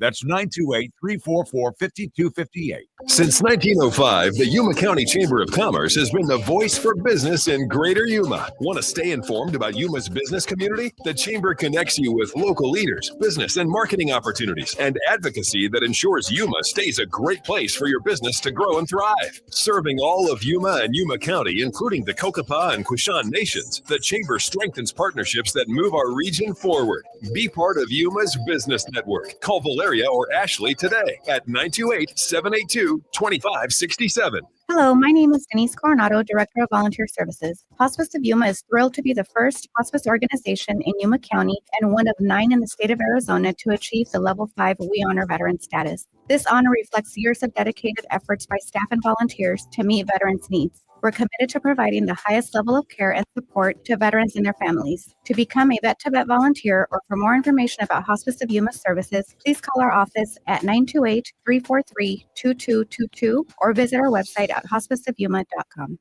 It's pajama time, Yuma. Join Eldorado Broadcasters and Avenir Financial for DJs for PJs, collecting new, unused, warm pajamas for families in need. Now through December 14th, drop off donations at our radio station at 755 West 28th Street, Avenir Financial on South 1st Avenue and North Frontage Road in the foothills, and any local Little Caesars Pizza. Let's keep Yuma warm this holiday season. Scattered showers all throughout today and tonight and tomorrow, with a high today of 58, 56 tonight, 59 for tomorrow, 53 tomorrow night. And the rain chances are going to stay pretty steady at about 75% today and 70% Saturday. Partly cloudy, 69. Rain will finally clear out on Sunday. Out here, folks know the land gives back when we respect it. And now it's our turn to give back to our neighbors. This Saturday from 9 a.m. to 2 p.m., Sprague Sports invites all outdoorsmen and women to join the Aim to Help Hunger food drive. If you've got extra freezer meat, wild game, fish, or even packaged dry goods and canned food, bring them down to help support the Yuma Community Food Bank. Your donations can help families fill their tables this holiday season. And Sprague's wants to say thank you to everyone who donates. They'll receive a free indoor range pass and be in it for a chance to win one of 4 $100 Sprague's gift cards. It's all happening at Sprague Sports, West 32nd Street, right next to Lowe's. This Saturday from 9 a.m. to 2 p.m., Sprague Sports invites all outdoorsmen and women to join the Aim to Help Hunger food drive. Let's all pitch in, Yuma. When the community calls, we aim to help hunger. Sprague Sports. Outdoor strong, community strong. Today, we're talking with aphids and whiteflies about Safina insecticide from BASF. We just got nailed with it. So tell us, how you feeling? Really, really weird. And you still want to devour this field? No way, bro. There you have it, folks. Safina insecticide is specifically engineered to disorient aphids and whiteflies, so they can't eat. And when they can't eat, they can't destroy. He'll protect your alfalfa from aphids with Safina insecticide. Always read and follow label directions. We're the comfort experts, people you can trust. Ask our customers. That's why they count on us. Over 50 years of service, keep us going strong. We've got a name you can depend upon. Hansberger Refrigeration and Electric. Hansberger, count on us. What's up, Yuma, and hello, Russ Clark Show listeners. Johnny Porter here, and I just made the switch to Allo Fiber, and it's a game changer. Lightning fast speeds for streaming, working from home, and gaming. No buffering or slowed down speeds. It's time to ditch the glitch and switch to Allo Fiber. All right, do-it-yourselfer. You've got the idea, and you got your building supplies at Southwest Lumber. That's right. Now, all you need is a bunch of expensive tools to get the job done. Oh, that's right. And you know just the place to rent them. Southwest Lumber, your home for everything home improvement. Southwest Lumber has half-day to multiple-day rentals available on just about anything you need to finish the job. Rent equipment and tools on Saturday and Sunday. It's free. Stop in today at 1917 South Avenue B in Yuma. Southwest Lumber, ready for everything. The air is crisp. The sky is clear. It's the best riding weather of the year. Before the holidays and family commitments take over, make sure you carve out some time for yourself and the open road. Bobby's Territorial Harley-Davidson has the latest motorcycles ready to roll. The accessories and gear you need to maximize your ride time, plus clothing, collectibles, and housewares that will make any Harley enthusiast's heart rev. Whether you're ready to upgrade or just need the latest performance gear to keep you in comfort, they have everything you need. Don't let the season pass you by. Visit Bobby's Territorial Harley-Davidson today on East Keeler Ridge Road in Yuma.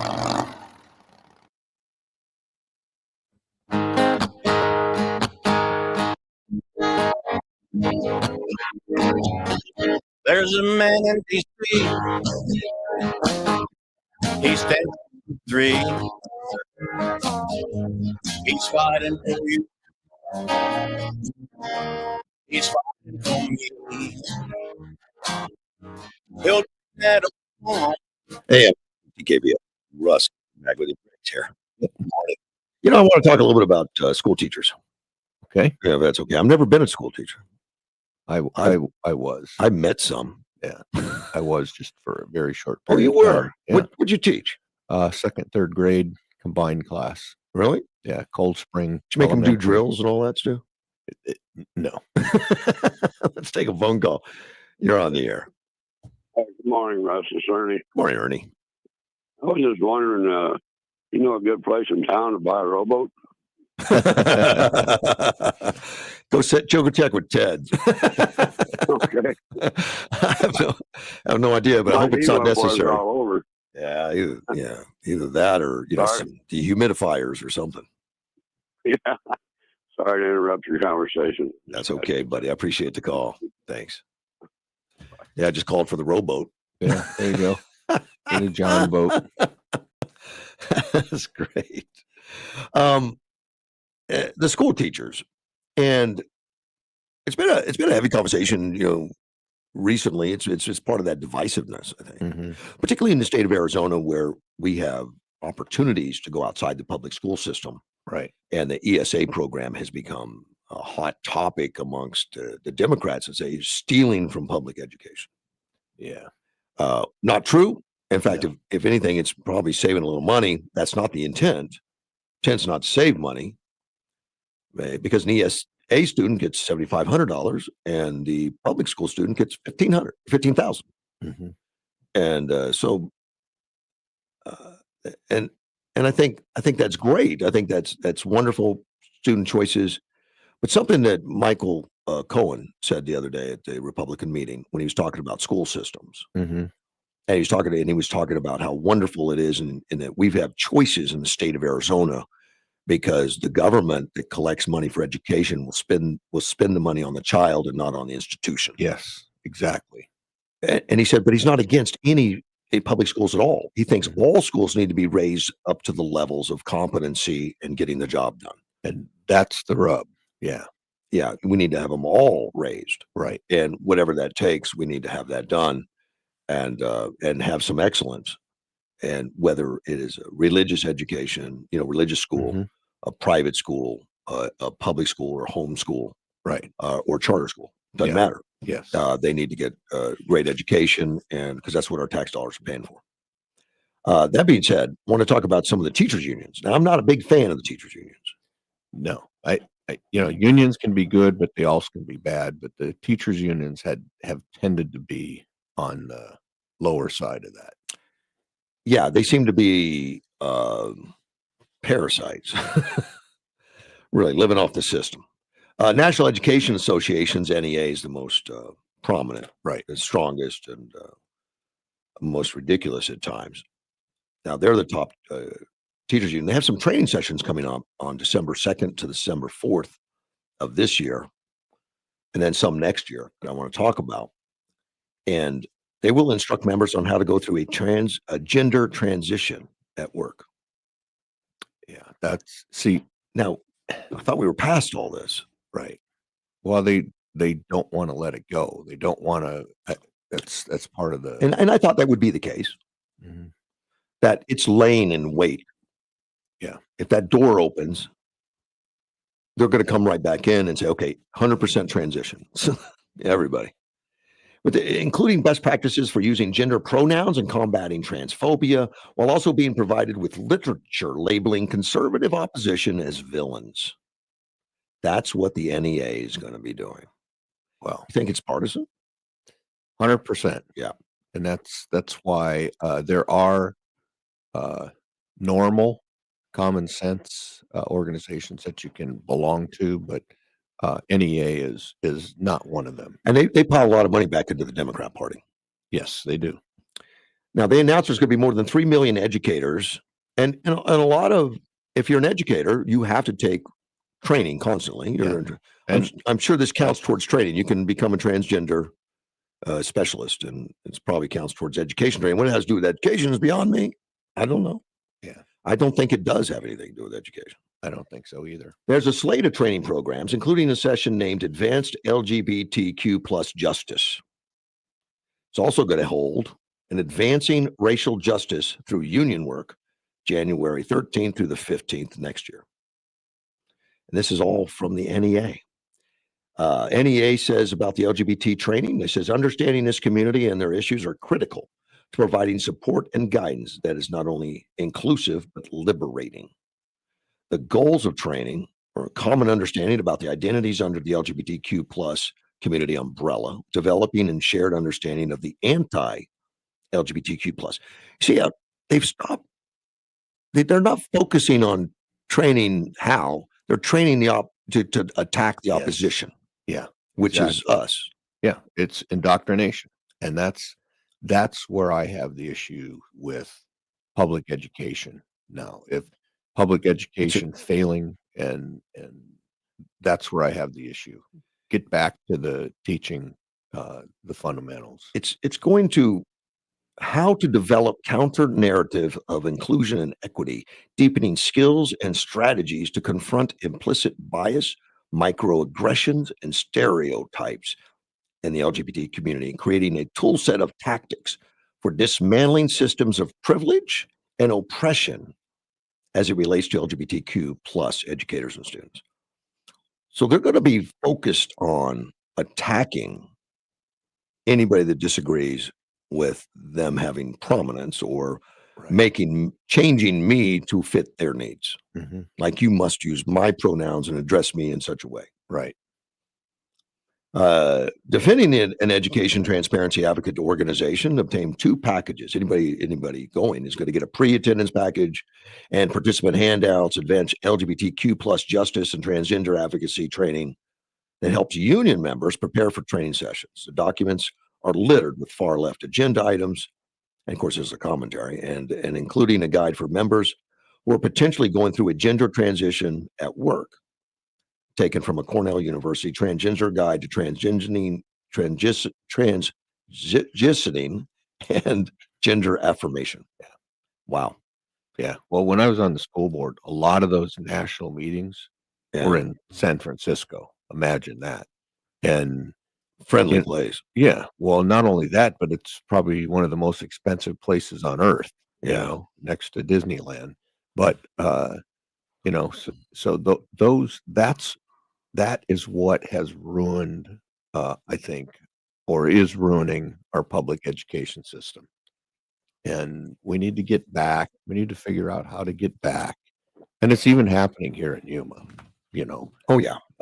You know, so we need to implore our school boards to not be members of NEA and not participate in all this crap because there's too much. The positive does not outweigh the negative, and they just need to get away from these and get back to trying to improve their numbers because their numbers right now are in the toilet at almost all of our schools. Some are not as bad as others, but get back to figuring out how to, you know, You got what, Missouri and Mississippi just like advanced their education system tremendously.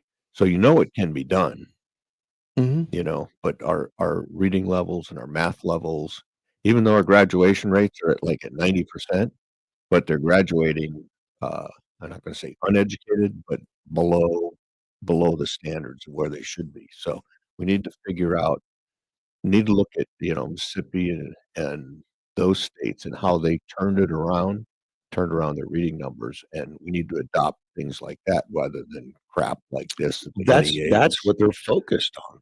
Well, I know. Well, this is what happened in those states, how they turned it around. Those are things that NEA should be doing instead of this other garbage that actually detracts from it.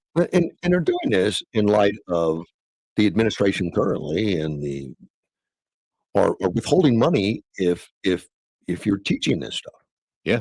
But they don't care. I mean, they're gonna try to stay in the closet with it. They're gonna hide it and call it different names. But they're sending 3 million educators to this thing to teach on stuff that is not really legal in the public schools if you're going to receive federal funds. Right.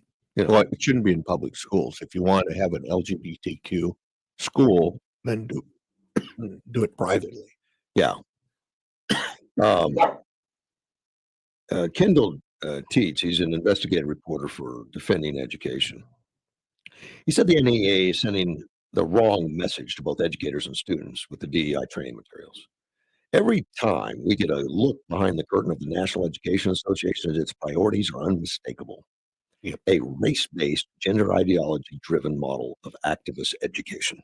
Yeah. They're a racist organization. And they're very public. There's no doubt about it. Very public about it. Yeah. He says a teacher's job is to teach facts and skills, not train kids to be social justice activists. Agree. Yet NEA members are focused on staff transition plans, pronoun pins, and a race, class, gender playbook that filters every part of life through a race and gender lens and insists no one can ever escape ever-present systemic oppression from the largest block of teachers in the country. This rhetoric tells students something devastating. No matter how hard you work, the system is rigged and you are doomed from the start. I think he's right. We're sending the wrong message. Yeah. And kids are getting the wrong message. We are. And they're busy labeling anybody that doesn't agree with them as villains. And they're training now on how to counteract it. I'd be curious what that training is. Yeah, I would too. I'm sure we'll see it in action shortly. Yeah. It'll be out there, but we need all of our education, facilities to excel. And this is the opposite of that. This is drawing them down, and we need them to excel. Yes. A public, private, charter, homeschool, whatever. I mean, there's, since I've gotten involved in politics a little bit here the last several years, there's a tremendous difference between a public school student and, a private school student or a homeschool. Yeah. I mean, you just ask a few questions and you see it right away.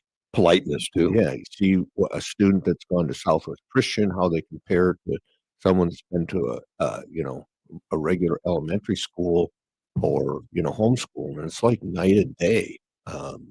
And to me, it's like a sad state of affairs. But we need our public schools to excel.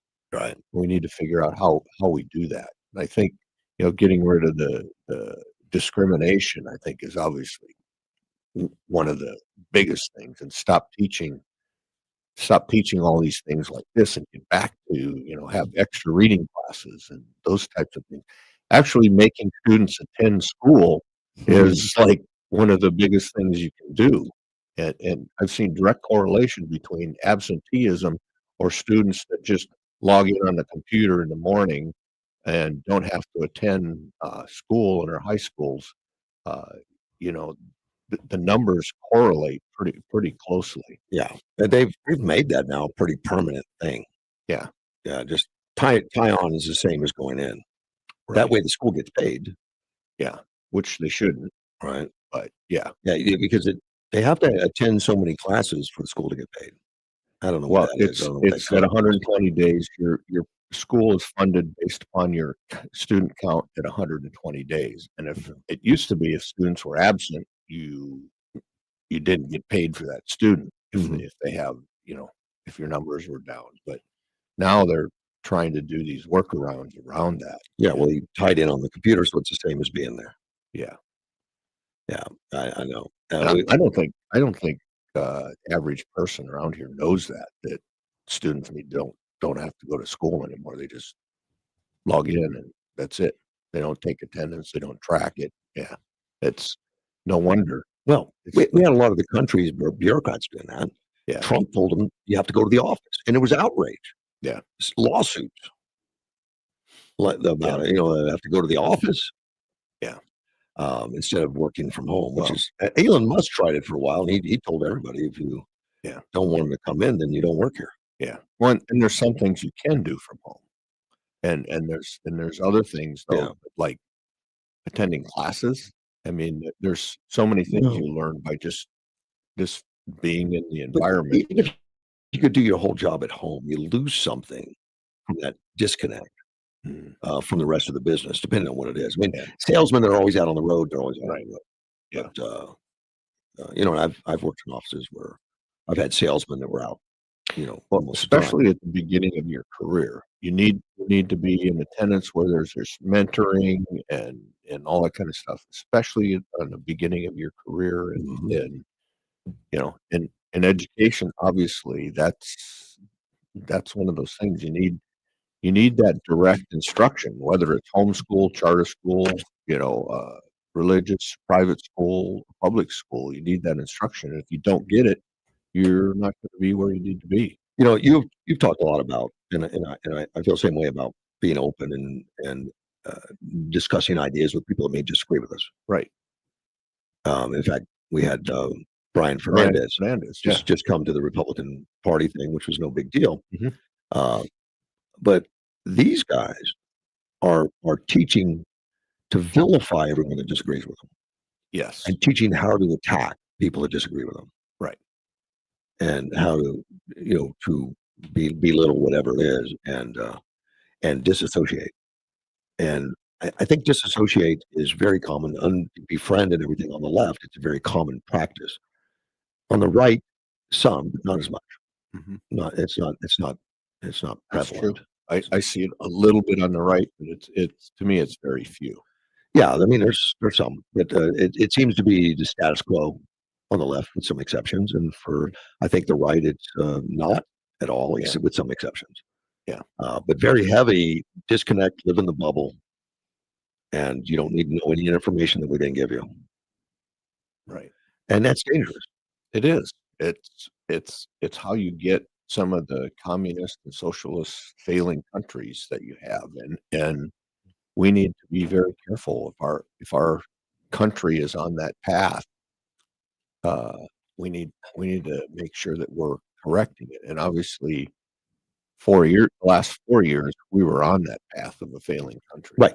I believe, and we've corrected that, but we need to cement it now. So, our country can be. The Democrats were very much about free speech at one time and very much about openness, and they still are, as long as you agree with them. Right. And they've taken polls and they find that censorship is acceptable on the left. Yeah. When it comes to social media and things like that, well, you can't just let people put things out there that they want. Somebody has to look at it, type attitude. Yeah. No, they don't. No, they don't. It should be open. Yeah. If it gets into the violence, then yes. But other than that, I mean, that's what's getting into criminal. Yeah, we have discussions all the time where you disagree. Correct. And they don't take disagreement very well. No. They tend to drop the gloves real quick. It's like a hockey match. But I think we're learning that more. I think I was naive before. I didn't realize it was that ingrained, that sincere, and that aggressive. Yeah.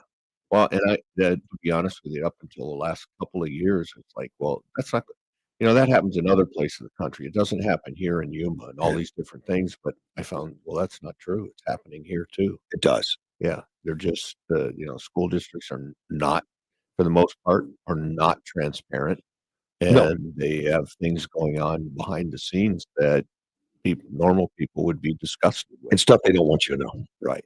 But we have to figure out how to bring all that back to excellence. We're working in the right direction, and we're prodding more. And it's going to take a while, though. I still don't think we've hit bottom on the pain. You don't? I don't. Okay. I mean, I think these, like NRA, they're hiding in the wings. They're ready to battle. You know, they're not giving up the progress that's been made under Trump. They're looking at it as temporary until we win back power. I do believe that. Need to cement we need to cement common sense back into our country. Exactly right. Yeah.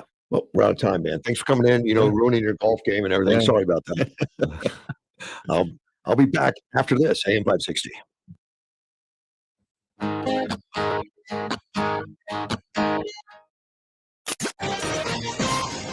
This is News Talk 560.